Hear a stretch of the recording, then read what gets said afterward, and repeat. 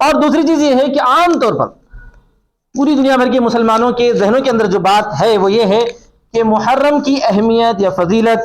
یا عاشورہ کی جو فضیلت ہے وہ حضرت نواز رسول سیدنا حسین رضی اللہ تعالیٰ عنہ کی شہادت سے متعلق ہے. عام طور پر لوگوں کے ذہن میں یہ بات ہے. میں نے جب اس طرح کی ابھی عرض کیا ہے کہ حضرت حسین رضی اللہ تعالیٰ عنہ کی جو شہادت کا واقعہ ہے اس کے اندر بہت سارے اسباق موجود ہیں، اس کا اب کچھ ذکر آپ کی خدمت میں رکھا جائے گا. وہ تو یقیناً ہم کو جو ہے اس سے بہت سارا سبق ملتا ہے، لیکن محرم کی اہمیت اس سے بہت پہلے سے ہے. یہاں تک کہ بنی اسرائیل میں بھی اہمیت تھی، بلکہ بعض روایات کے مطابق تو حضرت آدم علیہ السلام سے لے کر جو ہے نبی اکرم صلی اللہ علیہ وسلم کے زمانے تک جتنے انبیاء علیہ السلام گزرے ہیں ان میں سے اکثر و بیشتر نبیوں کا جو ہے تعلق کسی نہ کسی درجے میں محرم سے رہا ہے. لیکن چونکہ ان تمام روایات کا جو ہے کوئی جو ہے صحیح سند یا ثبوت نہیں ملتا، اس لیے میں ان کا آپ کے سامنے ذکر کرنا مناسب نہیں سمجھتا. اس سے مختصر یہ کہ ماہ محرم یا 10ویں تاریخ نہایت فضیلت والی ہے اور اہمیت والی ہے، اور اسلامی تاریخ میں اس کا ایک خاص مقام ہے. اسی محرم کی 10 تاریخ کو وہ المناک اور اندوہناک واقعہ پیش آیا جس نے ساری ملت اسلامیہ کو ہلا کر رکھ دیا، اور اس واقعے کی سنسنی اور اس کی ہولناکی آج تک ہم سے ہمارے ذہنوں سے مٹ نہیں سکتی اور قیامت تک نہیں مٹ سکے گی. وہ یہ ہے کہ اسی ماہ محرم کی 10 تاریخ کو یعنی عاشورہ کے دن نواز رسول نبی اکرم صلی اللہ علیہ وسلم کے چہیتے حضرت حسین رضی اللہ تعالیٰ عنہ کی شہادت کا انتہائی المناک، دردناک اور انتہائی تکلیف دہ واقعہ پیش آیا. بزرگوں اور دوستوں، اب اس واقعے کو دہرانا یا ان جو ہے تمام شہداء کربلا کا ذکر کر کے آپ کے غم کو تازہ کرنا یہ فی الوقت مقصد نہیں ہے. اس موقع پر میں آپ کے سامنے شہادت حسین رضی اللہ تعالیٰ عنہ کا جو سبق ہونا چاہیے وہ سبق مختصر انداز میں آپ کی خدمت میں رکھوں گا کہ حضرت حسین رضی اللہ تعالیٰ عنہ کی شہادت کا واقعہ، اس کا پس منظر کیا ہے اور وہ واقعہ کیوں پیش آیا، پھر اس سے ہمیں کیا سبق ملتا ہے. یہ 2-3 باتیں مختصر وقت میں آپ کی خدمت میں رکھنے کی پوری کوشش کروں گا. سب سے پہلی بات تو یہ ہے کہ رسول اکرم صلی اللہ علیہ وسلم نے جو شریعت ہمارے سامنے اللہ تعالیٰ کے حکم سے پیش فرمائی ہے وہ شریعت اسلام ہے. اسلامی شریعت صرف نماز روزے کا نام نہیں ہے. اسلامی شریعت وہ عظیم شریعت ہے جس میں آدمی کے پیدا ہونے سے لے کر وفات تک کے تمام جو ہے احوال کو کس انداز میں گزارا جائے، تمام حالتوں کو کس انداز میں پیش کیا جائے، اس کی جو ہے صحیح رہنمائی ملتی ہے. اسی طرح صبح سے لے کر رات تک آدمی جب صبح آنکھ کھولتا ہے اس موقع سے لے کر رات میں جب وہ سونے کے لیے بستر پر لیٹ جاتا ہے اس وقت تک جہاں جہاں جس حالت میں جن مصروفیتوں میں وہ رہتا ہے ان تمام مصروفیتوں اور حالتوں کے اعتبار سے اس کو صحیح رہنمائی اس ہدایت میں، اسلامی شریعت میں رہنمائی ملتی ہے، ہدایت ملتی ہے. اس بات کو سب سے پہلے آپ ذہن میں رکھیں. کے ساتھ میں یہ بات بھی عرض کرنا ضروری ہے کہ اسلام نماز روزہ صرف نماز روزے کا نام نہیں. یقیناً نماز اراکین اسلام میں سے اہم ترین رکن ہے. یقیناً روزہ 5 بنیادی پلروں میں سے ایک پلر ہے جس کے بغیر اسلام کی عمارت قائم نہیں ہو سکتی. لیکن نماز روزہ یہ صرف 2 ارکان ہی اسلام کے جو ہے تمام ارکان نہیں ہیں، بلکہ جیسا کہ ابھی عرض کیا گیا آدمی کی زندگی کا ہر لمحہ ہر موقع شریعت اسلام کی رہنمائی کے مطابق اگر وہ گزارتا ہے تو یقیناً وہ اسلامی تعلیمات پر عمل کرنے والا ہوتا ہے، چاہے وہ کاروبار کرنے والا ہو، چاہے وہ سیاست کرنے والا ہو. عام طور پر یہ سمجھا جاتا ہے کہ ہم لوگ جو ہے جب سیاست کا نام لیتے ہیں تو وہ گندی سیاست ہمارے ذہنوں کے اندر آ جاتی ہے جس سیاست میں چوری، ڈاکہ زنی، لوٹ کھسوٹ، دھوکہ دہی اور ایک دوسرے پر کیچڑ اچھالنا، ایک دوسرے کو نیچے گرا دینا اور جو ہے اپنے بڑوں کے جو ہے پیٹھ میں خنجر گھونپنا اور بیٹے اور باپ کے تعلق کو ختم کر دینا، یہ تمام چیزیں جو ہے گندی سیاست کی ہمارے نظروں میں آتی ہیں. سیاست سے مراد وہ سیاست نہیں بلکہ وہ عظیم سیاست ہے جس کی ترغیب اسلام دیتا ہے، جس عملی سیاست کو کر کے نبی اکرم صلی اللہ علیہ وسلم نے رہنمائی پیش کی ہے، حضرات خلفاء نے رہنمائی پیش کی ہے، حضرات جو ہے امراء مسلمین نے رہنمائی پیش کی ہے، وہ اسلامی سیاست ہے. تو جس طرح پر اسلام ہمیں ہدایت دیتا ہے، رہنمائی دیتا ہے عبادات کے تعلق سے، اخلاق کے تعلق سے، معاملات کے تعلق سے، اسی طرح سیاسیات کے تعلق سے بھی اسلام جو ہے پوری رہنمائی دیتا ہے کہ ایک مسلم سیاستدان کی کیا ذمہ داری ہونی چاہیے، وہ کس طرح پر سیاست کرے، ایک مسلمان حکمران کا فریضہ کیا ہونا چاہیے، جیسا کہ پچھلے جمعے میں آپ کی خدمت میں مسلمان ملکوں میں رہنے والے غیر مسلمین کے حقوق کے متعلق آپ کی خدمت میں کچھ باتیں رکھی گئی ہیں۔ اسی طرح پر آپ یہ سمجھ لیں کہ ایک مسلم حکومت کس طرح پر قائم ہوگی، حکمرانی کا اسلامی طرز کیا ہے، اس کی بھی رہنمائی کی گئی ہے، جس کا خلاصہ یہ ہے کہ نبی صلی اللہ علیہ وسلم نے مسلمانوں کو جو حکم فرمایا ہے اللہ تبارک و تعالیٰ کی جانب سے، وہ یہ ہے کہ اسلامی سیاست میں شورائی نظام ہے۔ شورائی نظام کا مطلب یہ ہوتا ہے کہ اگر کوئی حکمراں بننا چاہتا ہے تو اس کو چاہیے کہ وہ صاحب الرائے، یعنی اہل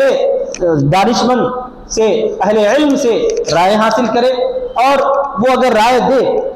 کہ فلاں کے بارے میں جو ہے ہم کو اطمینان ہے کہ وہ بسطۃ فی العلم والجسم ہے، یعنی علم کے اعتبار سے بھی اس لائق ہے کہ وہ سیاست کر سکتے ہیں، حکمرانی کا فریضہ انجام دے سکتے ہیں، اسی طرح جسم کے اعتبار سے بھی ایسے طاقتور ہیں کہ وہ جو ہے حکمران بن سکتے ہیں۔ تو جب سب لوگ ان کے بارے میں رائے دیں گے، جس کو شورائی نظام کہا جاتا ہے، پھر وہ حکمران بن سکتا ہے۔ شورائی نظام رسول اکرم صلی اللہ علیہ وسلم نے اسی کی ترغیب دی، چنانچہ حضرت ابو بکر رضی اللہ تعالیٰ عنہ کی خلافت بھی اسی انداز میں قائم ہوئی، حضرت عمر رضی اللہ تعالیٰ عنہ کی خلافت حضرت ابو بکر کی وصیت سے قائم ہوئی، لیکن وہ بھی شورائی نظام کے تحت تھی کہ اسی وصیت پر جو ہے حضرات صحابہ کرام نے بعد از مشورہ حضرت عمر رضی اللہ تعالیٰ عنہ کو خلیفہ منتخب فرمایا۔ یہ سلسلہ آگے بھی چلتا رہا۔ پھر اس کے بعد جو ہے مسلمانوں کے درمیان ایک طرح کی ایک ایسا معاملہ پیش ہوا، اس معاملے کی وجہ سے اختلاف رائے ہو گیا۔ تو اس اختلاف رائے کے بعد حکومت جو ہے ایک طرح سے اصل جو خلافت تھی، اس خلافت کے علاوہ ایک چھوٹی سی ریاست الگ سے مسلمانوں نے قائم کی، جبکہ اس ریاست کے تعلق سے جو ہے حقیقی بات یہ ہے کہ وہ خلافت کے مقابلے میں قائم کرنا مناسب نہیں تھا۔ اس سے مختصر یہ کہ پھر اس کے بعد ہوا یہ کہ حضرت حسن رضی اللہ تعالیٰ عنہ، یعنی حضرت حسین رضی اللہ تعالیٰ عنہ کے بڑے بھائی، جو دونوں حضرت حسن اور حضرت حسین رضی اللہ تعالیٰ عنہما نبی اکرم صلی اللہ علیہ وسلم کے اتنے چہیتے اور اتنے لاڈلے اور اتنے پیارے تھے کہ آپ صلی اللہ علیہ وسلم ان کو بے حد چاہتے تھے، بے حد ان سے پیار کرتے تھے۔ ان دونوں کو جو ہے آپ صلی اللہ علیہ وسلم نے اہل جنت کے نوجوانوں کے سردار کا لقب دیا تھا۔ اس سے بڑا اور کیا جو ہے لقب ہونا چاہیے۔ ان دونوں کے بارے میں ارشاد فرمایا کہ میرے دونوں نوازے جو ہیں سیدہ شبابی اہل جنہ ہیں، اہل جنت کے نوجوانوں کے سردار ہیں۔ اور یہ جو ہے حدیث مبارک خطبے میں ساری دنیا کے مسلمان، جہاں پر بھی مسلمان اہل سنت جو ہے رہتے ہیں، وہاں تمام مساجد میں حضرت عمر بن عبدالعزیز کے خطبے کا وہ اقتباس ضرور پڑھا جاتا ہے حدیث کے الفاظ میں کہ حضرت حسن اور حضرت حسین رضی اللہ تعالی عنہما اہل جنت کے نوجوانوں کے سردار ہیں۔ تو اتنا عظیم ان کا جو ہے مقام اور مرتبہ۔ اور اسی طرح پر نبی اکرم صلی اللہ علیہ وسلم جب مسجد میں نماز پڑھاتے تھے تو وہ دونوں جو ہے نواسا صاحبان جو بالکل کم سن تھے، چھوٹے تھے اور عبادات وغیرہ سے زیادہ واقفیت نہیں تھی، ایسے موقع پر نبی اکرم صلی اللہ علیہ وسلم کو ڈھونڈتے ڈھونڈتے مسجد پہنچ جاتے تھے۔ نبی صلی اللہ علیہ وسلم نماز میں موجود رہتے اور وہ دونوں جو ہے آپ کے اوپر جب آپ سجدے میں چلے جاتے تو اوپر سوار ہو جاتے تھے۔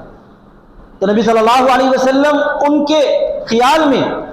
کہ انہیں تکلیف نہ ہو جائے، وہ گر نہ جائے، لمبا سجدہ کرتے تھے۔ یہاں تک آپ صلی اللہ علیہ وسلم سے منقول ہے، یہاں تک بھی منقول ہے کہ نبی صلی اللہ علیہ وسلم خطبہ دیتے ہیں، مسجد میں منبر شریف پر بیٹھے ہوئے ہیں، تو کھیلتے کھیلتے کبھی حضرت حسن کبھی حسین کسی موقع پر شاید وہ آ جاتے تو آپ صلی اللہ علیہ وسلم خطبے کو روک کر نیچے تشریف لاتے اور ان کو جو ہے پیار سے گود میں اٹھاتے اور انہیں جو بوسہ دیتے ہوئے انہیں سمجھاتے بجھاتے پھر وہاں سے روانہ کرتے، پھر آپ صلی اللہ علیہ وسلم ممبر پر تشریف لے جاتے اور خطبے کو جاری رکھتے تھے۔ اتنا زیادہ نبی صلی اللہ علیہ وسلم کے دونوں صاحبان چہیتے تھے، لاڈلے تھے، پیارے تھے۔ ایک مرتبہ کا واقعہ ہے کہ حضرت حسن رضی اللہ تعالیٰ نبی صلی اللہ علیہ وسلم کی کاندھے پر سوار ہیں، آپ صلی اللہ علیہ وسلم گھر سے باہر تشریف لائے ہیں، وہاں ملاقات ہو جاتی ہے حضرت ابوبکر صدیق رضی اللہ تعالیٰ عنہ سے، عمر فاروق سے۔ وہ دونوں کہتے ہیں کہ جو ہے کیا عجیب جو ہے سوار ہے جس نے عظیم ترین سواری پر سواری کی ہے۔ مطلب یہ ہے کہ حضرت حسن ہیں نبی صلی اللہ علیہ وسلم کے کاندھے مبارک پر بیٹھے ہوئے ہیں۔ تو یہ دیکھ کر نبی صلی اللہ علیہ وسلم نے فرمایا کہ یقیناً یہ بات اپنی جگہ ہے لیکن سوار بھی کچھ کم نہیں ہے۔ یعنی آپ صلی اللہ علیہ وسلم نے یہاں یہ بھی وضاحت فرما دیا کہ حضرت حسن رضی اللہ تعالیٰ عنہ بھی مقام کے اعتبار سے بہت اونچے ہیں۔ تو یہ ان باتوں کے کہنے کا مقصد یہ ہے کہ نبی صلی اللہ علیہ وسلم کے خانوادے سے تعلق، ساتھ ہی ساتھ نبی صلی اللہ علیہ وسلم نے ان کے بارے میں جو ارشادات فرمائے ہیں، ان تمام ارشادات سے واضح ہو جاتا ہے کہ حضرات حسنین کا اسلامی اعتبار سے، شرعی اعتبار سے اور جو ہے علمی اور جو ہے ہر اعتبار سے اتنا اونچا مقام ہے کہ جو ہے ویسا مقام ان کے مقابل میں اگر کسی کو کھڑا کر دیا جائے جو حکمرانی کے لائق ہو اور علم و فضل میں اتنا ماہر ہو تو بظاہر تو یہ سمجھ میں نہیں آتا اس دور کے اعتبار سے۔ بہرحال لیکن حضرت حسن رضی اللہ تعالیٰ عنہ نے ان تمام جو ہے حالات اور واقعات کے باوجود، ان تمام جو ہے فضائل کے باوجود، حضرت علی رضی اللہ تعالیٰ عنہ کی شہادت کے بعد تاکہ مسلمانوں میں اتحاد قائم رہے اور خلافت ایک ہی باقی رہے اور خلافت میں کسی طرح کا فرق نہ آئے، اس عظیم مقصد کے خاطر میں در حقیقت یہ مقصد بتانا چاہ رہا تھا۔ یہ عظیم مقصد تھا کہ خلافت ایک ہی رہے، خلافت میں تبدیلی نہ آئے، مختلف ریاستیں نہ بنے، خلافت اسلامیہ برقرار رہے۔ تو وہ عظیم قربانی دی ہے کہ انہوں نے حضرت معاویہ رضی اللہ تعالیٰ عنہ سے صلح کر لی اور فرمایا کہ میں خلافت کو آپ کے سپرد کر دیتا ہوں۔ یہ کہتے ہوئے حضرت حسن رضی اللہ تعالیٰ نے بہت بڑی قربانی دی ہے۔ پھر اس قربانی کا تقاضا تو یہ تھا کہ بعد میں جو معاہدہ طے پایا اسی معاہدے کے تحت پھر سے شورائی نظام قائم ہو جاتا، لیکن پھر ایک ایسی غلطی سرزد ہو گئی، اس غلطی کا خمیازہ آج تک ملت اسلامیہ بھگت رہی ہے۔ وہ یہ ہے کہ یزید کو جانشین بنا دیا گیا۔ یزید کا جانشین بننا ہی تھا کہ مسلمانوں میں ایک طرح سے جو ہے کوہرام مچ گیا اور ہر طرح سے مخالفت کی صدا اٹھنے لگی۔ یہ تو معاہدے کی سراسر خلاف ورزی کی گئی ہے، اور یہ ہے کہ خلافت کو اب ملوکیت میں بدل دیا جا رہا ہے۔ یہیں پر وہ بہت بڑا تنازع جنم لیتا ہے کہ اسلامی اعتبار سے شورائی نظام اصل ہے، خلافت جہاں بھی قائم ہوگی یا کوئی بھی بڑی ذمہ داری ہوگی وہاں پر کون سا نظام چلے گا؟ شورائی نظام چلے گا۔ کوئی جو ہے بڑا اپنے چھوٹے کو ذمہ داری سپرد کر کے، خصوصاً ایسی ذمہ داری جس ذمہ داری میں عوام کا تعلق ہو، جس ذمہ داری کے اندر دوسرے تمام لوگ جو ہے شامل ہوں، اس میں کسی ایک کو یعنی بادشاہ اپنے بیٹے کو نافذ کر کے خود جو ہے سبکدوش ہو یا یہ وصیت کر دے کہ میرے بعد جو ہے فلاں بادشاہ ہوگا۔ یہ سلسلہ جو پہلے سے بھی چلتا آ رہا تھا بادشاہوں کے دور میں اور اسی طرح پر بعد میں بھی چلنا شروع ہو گیا، اسلامی اعتبار سے اس چیز کو رسول اکرم صلی اللہ علیہ وسلم نے ختم کر دیا تھا، اور جو سلسلہ اسی طرح باقی رہا تھا لیکن اب وہ ختم ہو رہا تھا۔ اسی وجہ سے جگہ جگہ سے جتنے صحابہ کرام رضی اللہ تعالی عنہم باحیات تھے، ہر ایک نے اس کے خلاف صدا بلند کی، آواز اٹھائی کہ یہ سلسلہ ناپسندیدہ ہے، غلط ہے۔ لیکن جس شخص نے حکومت پر قبضہ جمایا یا قبضہ کر کے بیٹھا وہ ظالم و جابر تھا ہی۔ بہت ساری خصوصیات جو ہے ایسی مانی جاتی ہے کہ اس کے ساتھ رہنے والوں میں تھی یا اس کے اندر بھی بہت چیزیں تھی، لیکن ان سب کے باوجود وہ خلافت کا اہل نہیں تھا، اور اگر تھا بھی تو بھی جو ہے چونکہ شورائی نظام کے تحت جو ہے اس نے حکومت شروع نہیں کی، اسی وجہ سے وہ ہرگز قابل قبول نہیں تھا۔ اب ہوا یہ کہ سبھی نے مخالفت ضرور کی، لیکن مخالفت کرنے کے ساتھ ساتھ اس کو ٹھہر کر مقابلہ کرنا یا جو ہے اس کے خلاف آواز کو بلند کرنا بظاہر یہ ہر ایک کے لیے مشکل ہوتا ہے، ناممکن ہوتا ہے۔ لیکن کچھ ایسے جوامرد ضرور ہوتے ہیں جو ظالم کے سامنے سینہ سپر ہو کر ٹھہر جاتے ہیں اور ضرور جو ہے اس کے خلاف آواز بلند کرتے ہیں، آواز اٹھاتے ہیں۔ وقتی طور پر یہ محسوس ہوتا ہے کہ ان کی یہ آواز نہ کارخانے میں طوطی کی آواز ہے، اسے کوئی سنتا نہیں ہے، لیکن وہ ایک ایسی آواز بلند کی جاتی ہے جس کی صدا قیامت تک سنی جاتی ہے۔ حضرت حسین رضی اللہ تعالیٰ عنہ نے اسی طرح کی آواز بلند کی تھی۔ حضرت حسین رضی اللہ تعالیٰ عنہ نے جب جو ہے شورائی نظام کے ختم کر دینے اور ملوکیت کو خلافت کے اوپر فائز کر دینے یا قبضہ جمانے کا سلسلہ شروع ہوتے دیکھا تو انہوں نے اس کے خلاف آواز بلند کی۔ اس آواز پر لبیک کہنے والے چند افراد تھے جن میں سے یہ دیکھا جاتا ہے کہ کوفہ والوں نے اس کو جو ہے ابتداءً قبول کیا اور یوں کہا کہ ہم جو ہے آپ کی خلافت کو مانتے ہیں، تسلیم کرتے ہیں، آپ تشریف لائیں۔ لیکن ان لوگوں نے جو ہے وہ بزدلی دکھائی اور وہ عہد توڑا، وہ دھوکہ دہی کی، جس کی تاریخ جو ہے آج تک جو ہے گواہی دیتی ہے، اور جو اس کی سزا مسلمانوں کے ایک بہت بڑے طبقے نے بھگتی ہے اور یہ سلسلہ بھگتا جا رہا ہے۔ انہوں نے دھوکہ دہی کی۔ اب وہ سب قصہ آپ حضرات جانتے ہیں، بہت ساروں نے تاریخ میں پڑھا ہوگا، بہت ساروں نے واقعات وغیرہ سنے ہوں گے۔ اگر کسی نے تاریخ نہیں پڑھی ہے تو میں آپ سے عرض کرتا ہوں کہ آپ سیرت ضرور پڑھیں، اسلامی تاریخ کو ضرور پڑھیں، اور اسلامی تاریخ میں اس طرح کے جو حادثات اور اس طرح کے جو واقعات المناک اندوہناک پیش آئے ہیں ان واقعات کا بھی ضرور مطالعہ کریں۔ دیکھیے ایسے کامیاب حکمرانوں کی بھی تاریخ پڑھنی چاہیے جن کی کامیابی کی وجہ سے ہمارے اندر جوش اور جذبہ پیدا ہو۔ اسی طرح پر ایسے واقعات بھی ضرور پڑھنا چاہیے جس کے اندر بظاہر جو ہے تکلیف ہوتی ہے اور حادثات ہوتے ہیں، پریشانیاں نظر آتی ہیں، تاکہ جو ہے ہم اس سے سبق حاصل کریں اور ہم یہ دیکھیں، غور کریں کہ ایسے مواقع پر ہمارے لیے کیا پیغام ملتا ہے۔ اسی طرح پر ان ہونے والے حالات سے ہم کیا سبق حاصل کر سکتے ہیں۔ اس سبق حاصل کرنے کے لیے ہم کو ان واقعات کا یا اس تاریخ کا پڑھنا بے حد ضروری ہے۔ پھر اس کے بعد ہوا یہ کہ مسلمان جو ہے ایسے تکلیف دہ حالات سے گزرنے کے بعد کئی الگ الگ طبقوں کے اندر بڑھ گئے۔ مسلمانوں میں آپسی بہت سارے اختلافات نمودار ہو گئے۔ جن لوگوں نے حضرت حسین رضی اللہ تعالی عنہ کے ساتھ دھوکہ کیا، حضرت حسین رضی اللہ تعالی عنہ کی شہادت کا وہ المناک واقعہ پیش آیا کہ حضرت حسین رضی اللہ تعالیٰ عنہ نے شہادت سے ذرا پہلے ان خونخوار فوجوں کے سامنے جو رائے پیش کی تھی ان میں 3 باتیں تھیں۔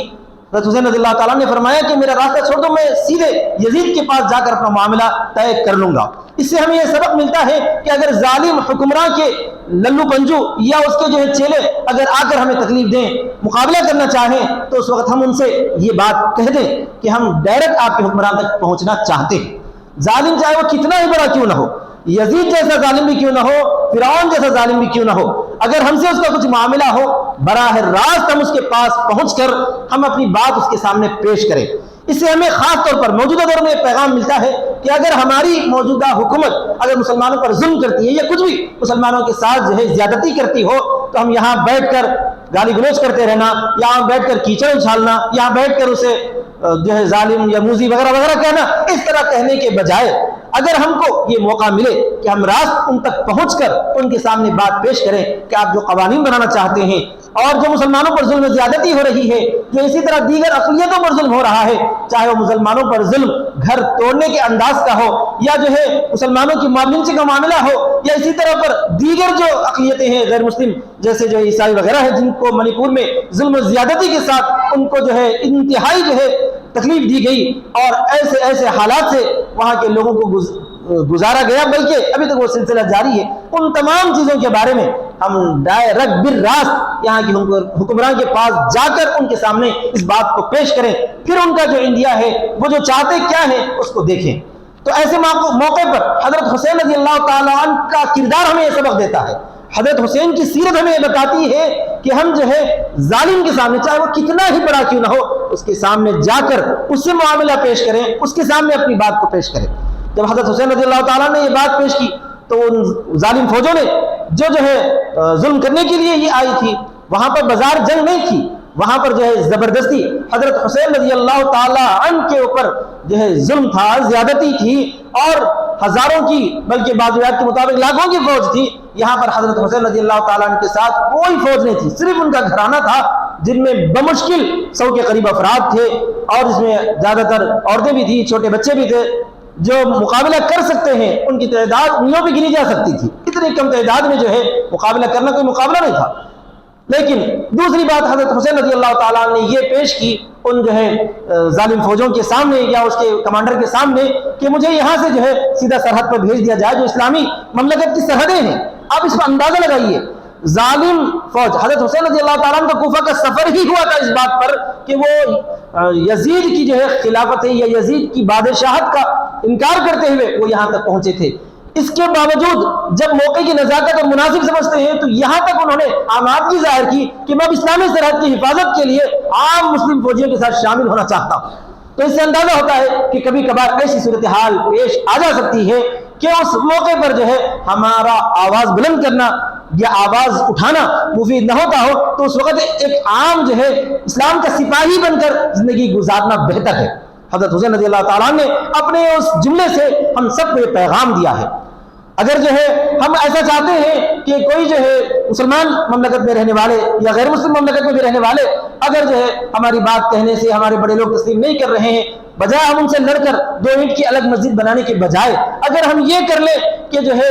اپنی رائے پیش کر دیں، پھر اس کے بعد ایک عام جو ہے مسلم بن کر، ایک عام سپاہی بن کر جو ہم اپنا کام دین کی خدمت کرتے رہیں، یہ زیادہ مناسب ہے۔ تو حضرت حسین رضی اللہ تعالیٰ نے یہ بھی رائے ان کے سامنے پیش کی تو انہوں نے اس کو بھی قبول نہیں کیا۔ تیسری اور آخری بات یہ تھی کہ حضرت حسین رضی اللہ تعالیٰ نے ارشاد فرمایا تھا کہ مجھے واپس مدینہ منورہ جانے کی اجازت دی جائے، میں وہاں جاؤں گا، بس اپنی درس و تدریس کا جو سلسلہ ہے اس کو باقی رکھوں گا، میں جو ہے اب حکومت کے خلاف یا جو کچھ بھی جو ہے اب تک معاملہ پیش ہوا ہے، میں نے آواز یقیناً بلند کی ہے اور شورائے نظام کو قائم کرنے کے لیے میں نے آواز بلند کی تھی، اس سلسلے کو میں اب فی الحال موقوف کر دوں گا، مدینہ جا کر اپنے درس و تدریس میں لگ جاؤں گا۔ لیکن ظالم فوجوں نے وہاں پر اس کو بھی نکار دیا اور اس کو بھی منع کر دیا، کیونکہ انہیں اوپر سے آرڈر ہی یہ تھا کہ اب حضرت حسین رضی اللہ تعالیٰ عنہ کو چھوڑا نہ جائے، نعوذ باللہ زندہ یا جو ہے شہید حالت میں کسی نہ کسی انداز میں انہیں زبردستی جو ہے یہاں پر لایا جائے۔ بلکہ بعض مرتبہ بعض روایات میں یہاں تک بھی زراعت ہے، بعض تاریخ نے لکھا ہے کہ یزید اس بات کو پسند ہی نہیں کرتا تھا کہ ان کو جو ہے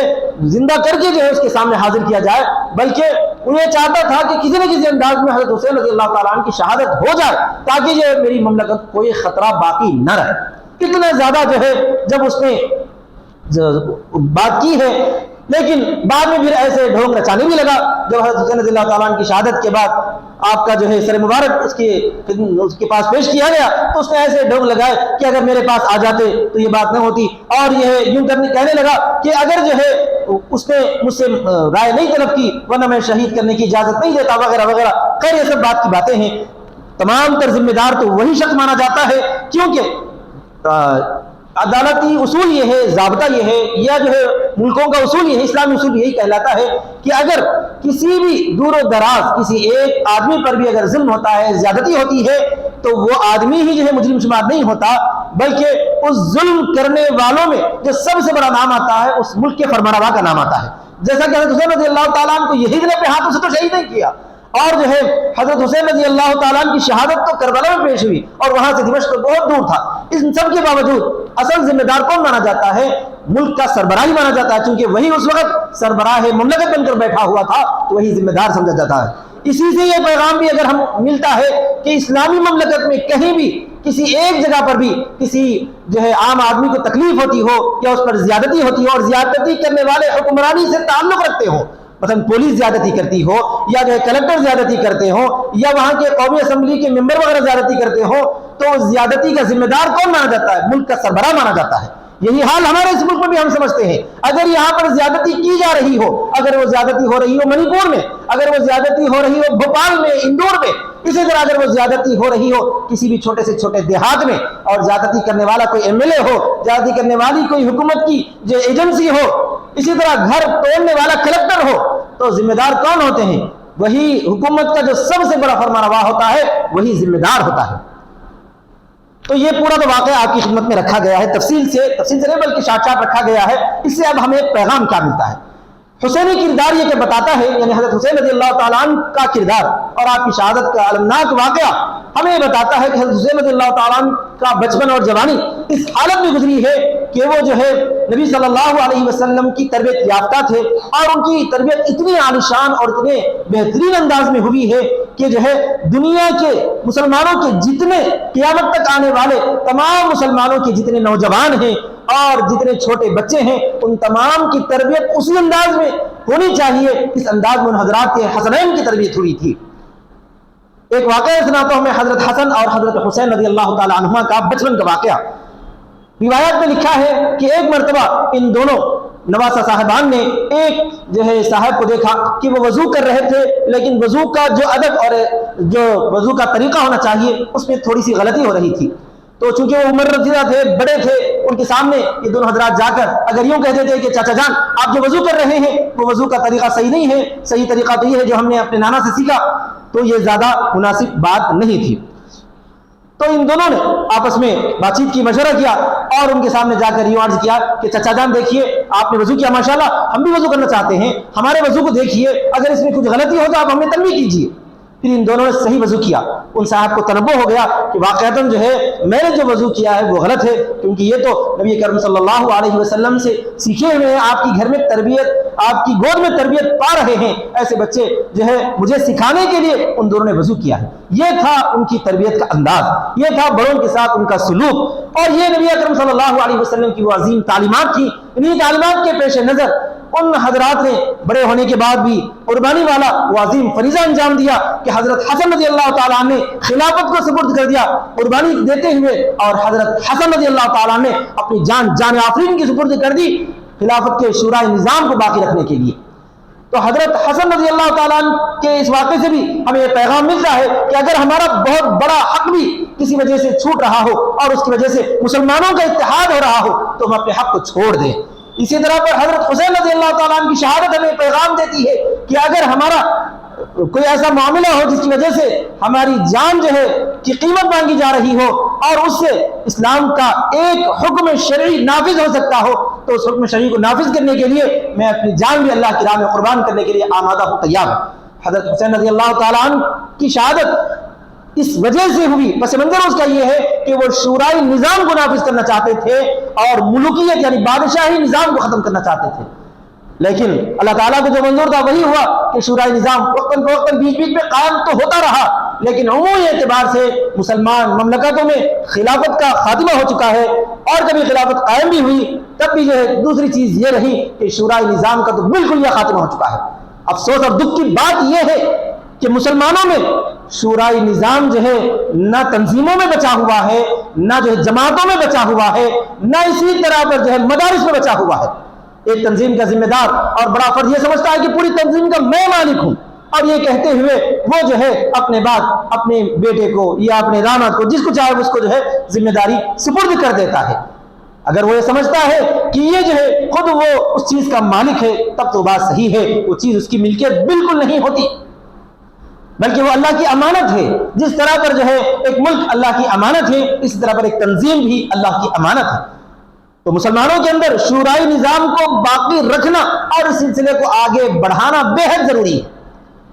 ملوکیت جہاں کہیں رہے گی وہاں جو ہے عوام کے اندر نقصان ہی نقصان ہوگا۔ اچھا، شورائے نظام اور جو ہے ملوکیت سے ہٹ کر ایک درمیانی نظام جو اس وقت سارے ملکوں میں چل رہا ہے اس کو جمہوری نظام کہا جاتا ہے، یعنی ہر عام آدمی کی رائے کو لحاظ رکھا جاتا ہے۔ اسلامی اعتبار سے جمہوری نظام اتنا پسند نہیں ہے،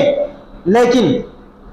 کسی نہ کسی درجے میں اگر ملوکیت کے مقابلے میں شورائی نظام نہ آ سکتا ہو تو بدرجہ مجبوری جمہوری نظام کو جو ہے بدرجہ مجبوری لیا جا سکتا ہے، پسند نہیں کیا جا سکتا۔ شورائی نظام ہی اصل ہے۔ فرق کیا ہے شورائی نظام میں جمہوری نظام میں؟ شورائی اور جمہوری نظام میں فرق یہ ہے کہ جمہوریت میں ہر ایک آدمی کو حق ہوتا ہے کہ وہ اپنی رائے پیش کرے۔ میری رائے کا بھی وہی مقام ہوتا ہے جو ملک کے صدر مملکت کی رائے کا اعتبار ہوتا ہے۔ یہ ہے جمہوری نظام۔ اس نظام میں جو ہے عام طور پر لوگوں کے ساتھ جو ہے زیادتی کی جا سکتی ہے، لوگوں کو ورغلایا جا سکتا ہے، لوگوں کو گمراہ کیا جاتا ہے، اور ان کے ساتھ جو ہے مختلف انداز سے ظلم و زیادتی کر کے جبر کر کے دوسرے لوگوں کو ہموار کیا جاتا ہے۔ چنانچہ یہاں کے جمہوری نظام میں ہم دیکھ رہے ہیں اکثریت اور اقلیت کا سلسلہ جمہوری نظام ہی سے شروع ہوتا ہے۔ شورائی نظام میں اس کا کوئی دخل نہیں ہے۔ شورائی نظام میں باضابطہ الیکٹورل کالج ہوتا ہے، اس میں جو پڑھے لکھے ہیں، سمجھدار ہیں، دانشمند ہیں، ان لوگوں کو جو منتخب کیا جاتا ہے، ان لوگوں کو جو ہے شورائی بنائی جاتی ہے، پھر وہ شورا آپس میں بیٹھ کر جو ہے کسی ایک کو ذمہ دار سپرد کرتی ہے۔ تنظیموں میں شورائی نظام ہوتا ہے، مگر عموماً یہ دیکھا جاتا ہے مسلمانوں کے اندر کہ تنظیموں میں شورا برائے نام شورا بنی ہوئی ہے، بقیہ جو ہے جو اس کا ذمہ دار ہے وہی اپنی جانب سے جو چاہے فیصلہ کرتا ہے، خصوصاً اپنے معزول کرنے کو کسی کو وہ اختیار نہیں دیتا، یا اسی طرح پر جو ہے وہ اپنے بعد اپنے بیٹے کو یا اپنے کسی اقربا کو قریب آدمی کو جو ہے مقرر کر دیتا ہے، اقربا پروری کا سلسلہ شروع ہوتا ہے۔ یہ سب چیزیں جو ایسا بگاڑ ہے جس بگاڑ کی طرف جو ہے حضرت حسین رضی اللہ تعالیٰ نے اپنی شہادت دے کر ہم سب کو پیغام دیا ہے کہ مسلمانوں ایسا تم بگاڑ اپنے اندر پیدا مت کرو۔ آج ہم جو ہے بادشاہی نظام پر کیچڑ تو اچھالتے ہیں، لیکن کیا ہم نے شورائی نظام کو اپنی ذات پر نافذ کیا ہے؟ اگر میں کسی تنظیم کا ذمہ دار ہوں، سربراہ ہوں، تو کیا میں نے وہاں پر شورا قائم کی ہے اور شورا کا اعتبار میں نے کیا ہے؟ یا اسی طرح پر اگر کوئی کسی مسجد کا جو ہے ذمہ دار ہے تو کیا وہ شورا کی اہمیت دیتا ہے؟ یا اسی طرح پر کوئی مدرسے کا جو ہے ناظم ہے تو کیا وہاں پر وہ شورا کو اہمیت دیتا ہے؟ اور یقیناً دیتا ہے۔ تو سمجھ لیجئے کہ یہ شورا نظام کو ہم باقی رکھے ہوئے ہیں۔ قرآن مجید میں اللہ تعالیٰ نے سورہ جاثیہ میں حکم فرمایا وَأَمْرُهُمْ شُورَىٰ بَيْنَهُمْ، اور جو ہے ان کا حکم تو آپس کی شورا سے ہوتا ہے۔ پارے 25 کی آیت ہے، اللہ تعالیٰ نے فرمایا کہ مسلمانوں کی یہ عادت مبارکہ ہوتی ہے کہ ان کا کوئی بھی کام شورا سے ہوتا ہے۔ وَشَاوِرْهُمْ فِي الْأَمْرِ، اور رسول اکرم صلی اللہ علیہ وسلم کو حکم دیا گیا ہے قرآن مجید میں، اللہ تعالیٰ نے فرمایا کہ آپ ان سے مشورہ لیجئے کاموں میں، جبکہ اللہ کے رسول صلی اللہ علیہ وسلم پر اللہ تعالیٰ جو ہے بالراست وحی کا نزول فرماتا تھا، اس کے باوجود صحابہ کو سے مشورہ لینے کو آپ صلی اللہ علیہ وسلم کو تاکید کی گئی ہے۔ تو حضرت حسین رضی اللہ تعالیٰ عنہ کی شہادت کا پیغام ہمیں یہ بھی مشورہ دیتا ہے کہ ہم شورائے نظام کو باقی رکھنے کی کوشش اور فکر کریں۔ اور آخری چیز جو میں آپ سے عرض کرنا چاہتا ہوں وہ ہے ظلم کے خلاف آواز اٹھانا۔ یہ حضرت حسین رضی اللہ تعالیٰ عنہ کی شہادت کا سب سے بڑا سبق ہے۔ اگر ظالم ظلم کر رہا ہے، دوسرے لوگ مظلوم جو ہے مظلومیت سہ رہے ہیں، عام لوگ ہاتھ پر ہاتھ دھرے بیٹھے ہوئے ہیں، تو وہ بھی ظالم کے ساتھ برابر کے شریک ہوں گے۔ میں آپ سے پوچھنا چاہتا ہوں، اگر یزید وہاں ذمہ دار بن کر بیٹھ گیا ہے، خلیفہ بنا، بادشاہ بنا، حکمراں بنا، کچھ بھی بنا، تو کیا حضرت حسین رضی اللہ تعالیٰ عنہ کی ذات کو کوئی فرق پڑتا تھا؟ کیا حضرت حسین رضی اللہ تعالیٰ عنہ مسجد نبوی میں درس نہیں دے رہے تھے؟ کیا مسجد نبوی میں آپ کے شاگرد موجود نہیں تھے؟ لیکن اس سب کے باوجود حضرت حسین رضی اللہ تعالیٰ نے آواز کیوں اٹھائی؟ آواز اسی لیے اٹھائی کہ اگر ظالم حکمراں بن کر بیٹھے گا تو عوام مظلوم ہو جائے گی۔ ان مظلوم آواز کے خلاف انہوں نے جو ہے مظلوموں پر ہونے والی کے ظلم کے خلاف انہوں نے آواز اٹھائی۔ کوفہ والوں نے بار بار جو درخواستیں پیش کی، کم از کم جو سینکڑوں خط انہوں نے لکھے، جن سے 2 تھیلے بھر گئے تھے خطوط سے۔ اس میں لکھا گیا کہ ہم پر بے جا ظلم کیا جا رہا ہے، ہمیں ستایا جا رہا ہے، ہم مظلوم ہو چکے ہیں۔ تو ظلم کے خلاف جو ہے انہوں نے آواز اٹھائی تھی۔ اسی آواز کو بلند کرنے کے لیے وہ جو مدینہ منورہ سے کوفہ تک کا سفر کیے۔ تو خلاصہ یہ ہے کہ ظلم کے خلاف آواز اٹھانا یہ ہم سب کا فریضہ ہے، ذمہ داری ہے۔ ظلم کرنے والا ظلم کر رہا ہے، سہنے والے سہ رہے ہیں، میں اور آپ خاموش نہیں بیٹھ سکتے۔ ہم سب کا فریضہ ہے، ذمہ داری ہے کہ اگر ہمارے ہاتھ میں طاقت ہو تو ظالم کے ہاتھ کو روک دیں۔ اگر ہاتھ میں طاقت نہ ہو، زبان میں ہے طاقت، تو زبان سے ہم یہ کہیں کہ ظالم تو جو ظلم کر رہا ہے، اس ظلم کی سزا تجھے دنیا میں ضرور ملے گی، اگر نہ ملے تو آخرت میں تو مل کے رہے گی۔ اسی کو رسول اکرم صلی اللہ علیہ وسلم نے فرمایا کلمۃ الجہاد کہ افضل الجہاد کلمۃ حق عند سلطان جائر، کہ سب سے بڑا جہاد یہ ہے کہ ظالم بادشاہ کے سامنے حق کا کلمہ کہے۔ اگر یہ 2 چیزیں بھی ہمارے پاس نہ ہو تو پھر دل سے برا سمجھیں، لیکن جن کو جو ہے بولنے کی طاقت ہے، جن کو لکھنے کی صلاحیت ہے، اور جو ہے اس قابل ہے کہ وہ کسی نہ کسی انداز میں مظلوم کے جو ہے طرفدار بن کر آواز اٹھا سکتے ہیں، ظالم کے خلاف کھڑے ہو سکتے ہیں، تو ان سب کو کھڑا ہونا لازم ہے، ضروری ہے، فرض ہے۔ بس یہ چند پیغامات تھے جو اس موقع سے جو ہے آپ کی خدمت میں رکھے گئے ہیں۔ دعا کیجئے اللہ تعالی ہمارے ہر نوجوان کو، ہر بچے کو حضرت حسین رضی اللہ تعالیٰ عنہ کے کردار کے مطابق اپنے جو ہے زندگی کو سنوارنے کی توفیق نصیب فرمائے۔ آمین وآخر دعوانا الحمدللہ رب العالمین، والسلام علیکم ورحمۃ اللہ وبرکاتہ۔